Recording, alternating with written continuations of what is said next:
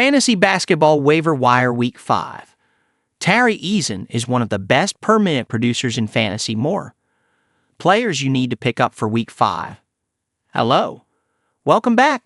Let's dive in. It's a good week here on the waiver wire.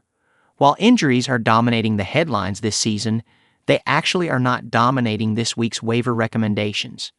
To be clear, there are several attractive injury fill-ins listed below. But two of this week's top 3 pickups are players on healthy depth charts who have season-long appeal and massive upside. Last thing before we get to the players. Since the social network Bluesty is having a moment, I wanted to make a quick pitch. Follow me there. It's basically just Twitter, except 2014, and with some better moderation tools. It's been my social network of choice for the last year. Come say hi at ricklean.ski.social. And yes, I'll happily answer your waiver wire questions there too. As always, the players in this article must be rostered in less than 2/3 of CBS leagues. Players are listed in the order that I recommend adding them, assuming they are equally good fits for your team. Adds for all leagues. Tari Eason, Rockets, 59% rostered. Eason gets upgraded to an enthusiastic recommendation this week after being a mere tepid suggestion last week.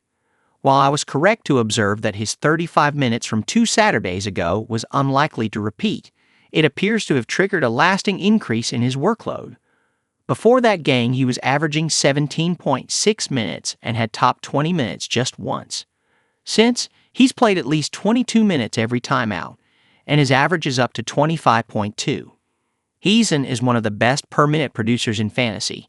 He's currently inside Fantasy's top 25 when ranked by per 36-minute averages.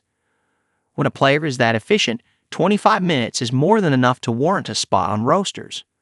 Bonus, he still has a lot of untapped upside, as the Rockets have been basically completely healthy all season, and eventual injuries could open up even more court time for Eason. Brandon Boston Jr., Pelicans, 58% rostered. The Pelicans need an exorcism. Their injury situation is so bad that Boston, their 5th-string point guard who isn't even on a full NBA contract, he's on a 2-way deal, is now set to start at that position for at least the next 2 weeks. He'd assumed this role after previously starting at small forward for 4 games. He's roughly their 4th-string SF. Importantly, the changing roles have led to a change in production. When he was playing on the wing, he was shooting and scoring more while passing less. Focusing only on the 2 starts in which he played mostly point guard, he averaged 8 to 9-7 to go with 2.5 steals. Those rebounds are surprisingly high, and he shot poorly in both games, so something like 12 to 7-7 roughly. With good defense and some threes might be more in line with what we should expect as long as he remains the starting point guard. Shaedon Sharpe, Trailblazers, 64% rostered. Sharpe is finally up to a full workload, and the early returns are promising. In 2 games as a full-time starter, he's averaging 25 to 5-2 with 1.5 steals and 3 threes in 34.5 minutes. If he can maintain that pace, he's an all-leagues auto-start. That would also be a huge jump in scoring over last season. So until it sustains, I'm going to try not to get overly excited about a player I'm predisposed to believing in.